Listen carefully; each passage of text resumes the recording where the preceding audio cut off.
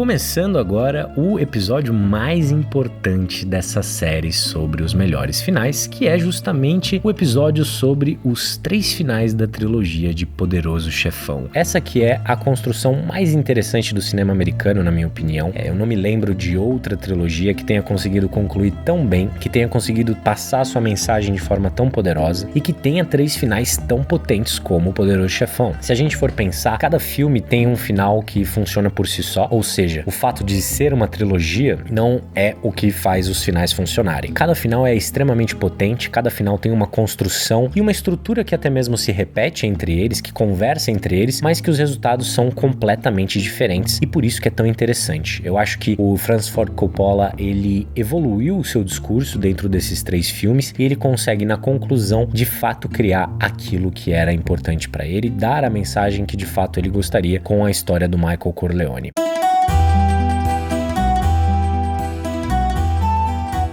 Antes da gente falar especificamente sobre cada um dos finais, eu quero trazer aqui para vocês uma estrutura muito antiga e que de fato é extremamente importante para a construção de qualquer história desde muitos e muitos anos atrás. Existe um livro chamado Poética, do Aristóteles, que é considerado como o primeiro livro teórico sobre a arte de se contar histórias, onde o Aristóteles faz uma análise da tragédia e da comédia e ele pensa nas estruturas que mais funcionam. Ele faz de fato uma análise técnica de como se contar boas histórias. E o interessante é que, por mais que esse livro seja do Aristóteles, ele permanece completamente atual, completamente importante pra gente entender como uma boa história é contada. E existe uma parte desse livro que é fundamental pra gente entender por que Poderoso Chefão funciona tão bem assim, que é quando ele diz que, para se montar uma tragédia maravilhosa, o melhor jeito de se contar uma história através da tragédia é quando o arco do personagem é o seguinte: quando ele não começa de pior e vai para melhor, mas sim o contrário, quando ele começa de um ponto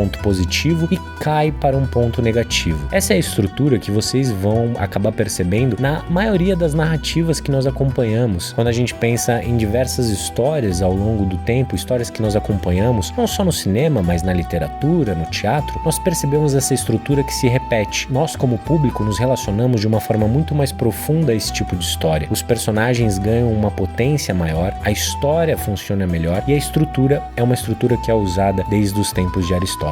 E, se a gente for pensar, o Poderoso Chefão é a tragédia de Michael Corleone. A gente acompanha o arco dramático dentro desses 3 filmes, onde existe sim uma ascensão do Michael Corleone para padrinho, mas depois existe a decadência dele dentro do poder. Isso é muito interessante, é muito potente e é por isso que essa trilogia é maravilhosa. Agora a gente vai analisar final por final e vocês vão perceber essa estrutura, vocês vão ver o quão interessante isso é e por que o filme funciona tanto.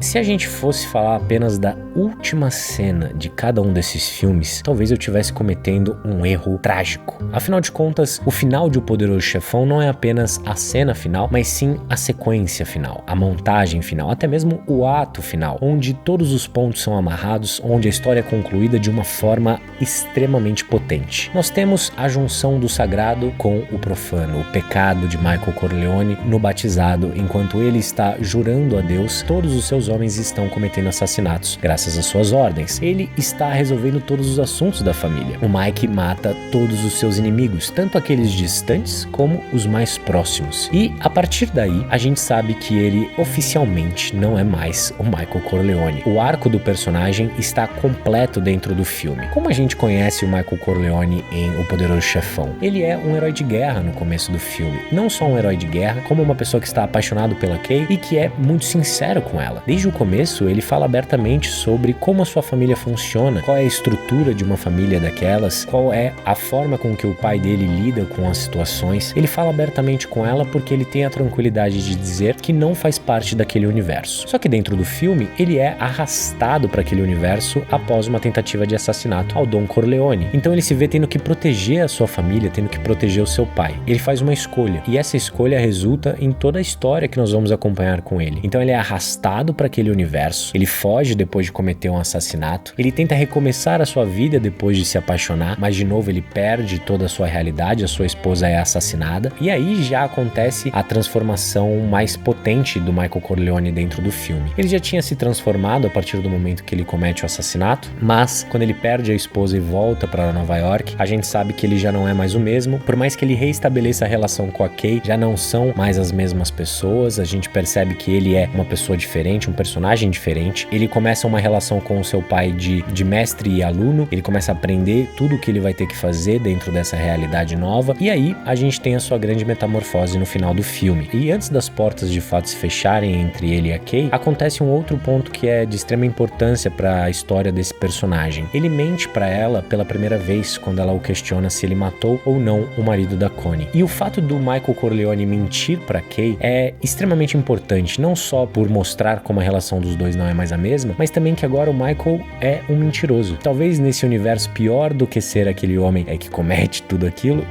de fato o Michael agora mentir para sua família. Porque afinal de contas, por que ele faz tudo aquilo? Qual é a grande desculpa que ele dá a si mesmo durante todos os filmes? Para proteger a sua família. E ele acaba precisando começar a mentir para proteger a sua família, mas a gente já sabe que a verdade é que o efeito é completamente contrário. Mas mesmo com tudo isso, o primeiro filme tem uma montagem e uma construção de final extremamente catártico, né? É um final positivo pro Michael Corleone. A gente olha aquela situação e vibra, porque de fato ele se transformou no padrinho. E a gente não imaginava que isso seria possível. A gente começa o filme com o Michael Corleone muito frágil, ainda muito novo, sem saber muito bem como aquele mundo funciona, inteligente, né? Sempre mostrando uma inteligência, mas a gente ainda não percebe nele as qualidades para se tornar o poderoso chefão. E aí essa transformação toda no final do filme dá pra gente de fato essa sensação. Então é catártico, passa uma sensação positiva, uma conclusão de arco muito boa dentro do personagem. As portas são fechadas entre ele e a Kay, só que ele é o poderoso chefão, ele tem o poder. Então, de certa forma, dentro da estrutura da trilogia, esse é um momento em que ele sobe, né, em que ele ganha dentro da história. Ele subiu de nível, agora ele é o poderoso chefão, né? Então, nós temos uma ascensão de personagem aqui, o que é muito importante pra gente continuar o filme. É claro, isso é uma questão de ponto de vista, né? Se é uma ascensão ou não. Eu acredito que dentro do universo do filme, é claro, é uma ascensão e que potencializa de muitas formas a mensagem que o diretor transmite no segundo filme. E agora nós vamos pro final do segundo Poderoso Chefão.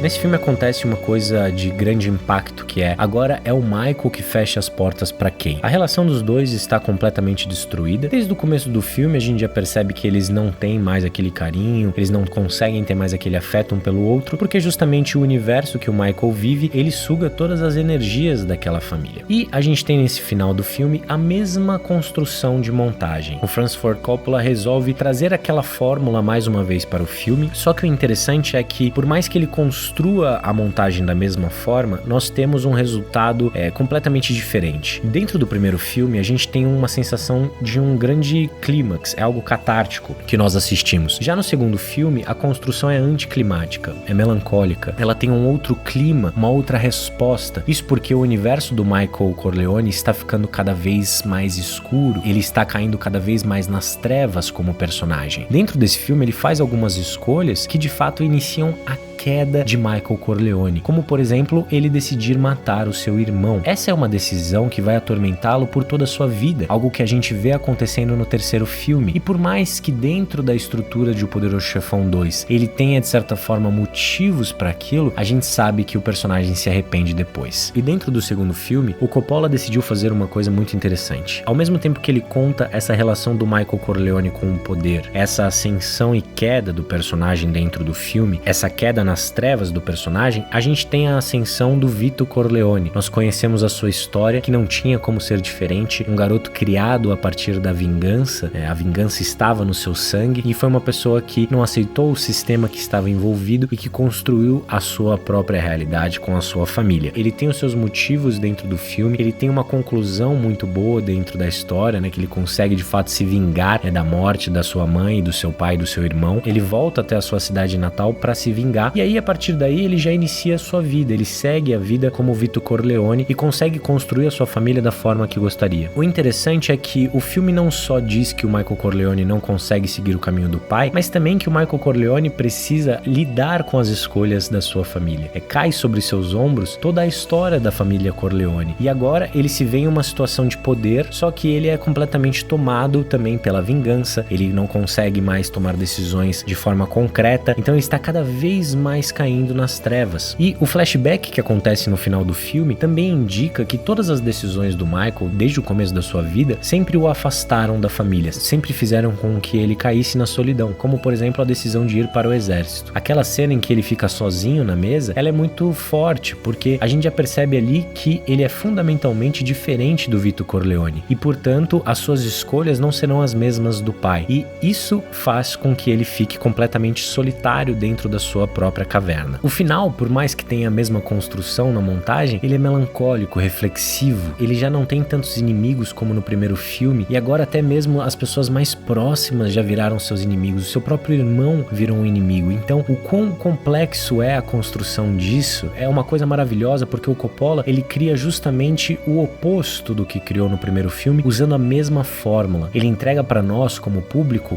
um outro resultado, ele tira a glorificação daquela situação do Don Corleone para agora colocá-lo nas consequências dos seus atos, nas consequências do universo que ele está. Isso é muito poderoso. E é claro, como a gente vê no último enquadramento do filme, ele agora está na escuridão. Metade do seu rosto fica nas sombras, o Michael Corleone não é mais o mesmo de forma alguma. Ele já está completamente mergulhado nas trevas, e talvez se não existisse terceiro filme já seria uma conclusão perfeita. Mas a gente tem sim o terceiro filme, e aí eu acho que a conclusão só melhora, porque o Francis Ford Coppola, o que ele faz no terceiro filme é fortalecer o seu ponto, que é justamente essa tragédia na vida do Michael Corleone, onde todas as suas escolhas para proteger a família acabam de fato eliminando a sua família, o afastando de todos, criando apenas a solidão, a tristeza dentro da sua vida. O interessante é que no segundo filme, o Michael Corleone acaba virando justamente aquilo que seu pai lutava contra. Ele agora está no poder, ele é tomado pelo poder e não consegue fazer escolhas que de fato coloquem a família em primeiro lugar. O que acontece é a família Corleone luta contra o poder com toda a sua força, toma o seu lugar e acaba virando um deles. E a gente percebe no terceiro filme que, mesmo com todo o dinheiro do mundo, o Michael Corleone nunca vai conseguir apagar os pecados que cometeu. E isso é muito poderoso. O Coppola recria a mesma estrutura que fez no primeiro e no segundo filme, mas agora ele faz isso com outro peso dramático. Digamos que não existe uma catarse, não existe um anticlímax nessa construção, nessa montagem clássica de O Poderoso Chefão, onde os inimigos de Michael Corleone vão sendo eliminados, mas o final talvez seja o final mais potente dos três filmes, porque é claramente o mais pesado dentro do arco dramático do Michael Corleone.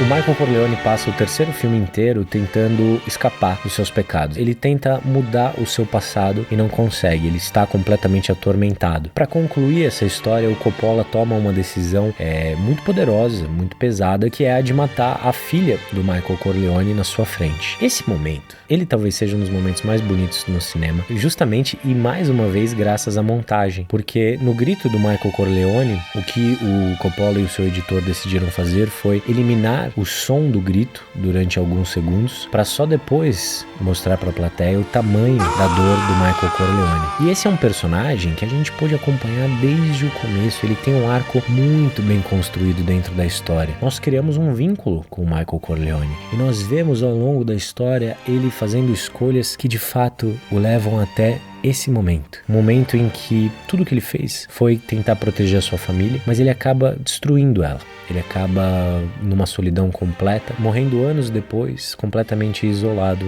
na Sicília. E por que esse final é tão poderoso para uma trilogia como essas? Se existisse apenas o primeiro Poderoso Chefão, com certeza seria um filme com começo, meio e fim maravilhoso. O segundo Poderoso Chefão também tem um começo, meio e fim muito bem construído. O terceiro filme eu particularmente gosto muito, eu acho que tem um começo, meio e fim também muito bem construídos, mas claro, o filme me ganha justamente pelo grande final que tem. Muita gente diz que o filme não chega aos pés do primeiro e do segundo, e tudo bem, até porque são obras-primas do cinema, mas eu acredito que a trilogia junta forma a mensagem que de fato o Francis Francis Ford Coppola queria passar para nós como público. A gente sabe que com o primeiro filme existe uma construção tão incrível daquele universo, nós ficamos tão apaixonados não só pela direção, mas por todos os atores, pelos personagens, pela montagem, que a gente se envolve com aquele universo e muitas vezes nós podemos assistir o primeiro filme e não sentir de fato as consequências para os personagens. Afinal de contas, se a gente for pensar, o Vito Corleone quase é assassinado, mas ele acaba conseguindo sobreviver, morre com o seu netinho no jardim, uma cena muito poética, muito bonita. O Sonny morre de uma forma violenta, mas ele também era um personagem muito violento, então é uma consequência das suas próprias atitudes. E o Michael Corleone, ele tem uma construção, uma ascensão que é muito poderosa. A gente acaba criando uma relação de empatia com ele. E aí os dois próximos filmes, eles são fantásticos porque a tragédia se conclui no segundo e no terceiro filme, quando o personagem sofre, de fato, essa queda. Ele chegou tão próximo do poder, ele subiu tanto,